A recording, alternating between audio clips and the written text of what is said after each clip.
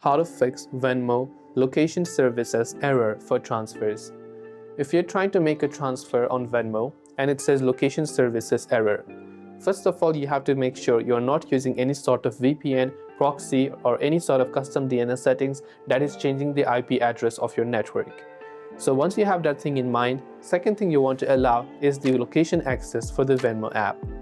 To allow this on Android, you can long press the Venmo app icon, tap the I button, which is the information icon, to come to the app info page.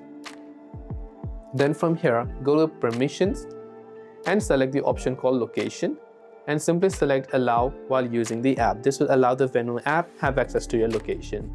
If you are using an iPhone, go to settings, privacy and security, and go to location services and have the Venmo app access to your location. This way you can fix Venmo location services errors. Hope this video helped you. Thanks for watching and do subscribe for more tips and tutorials such as these.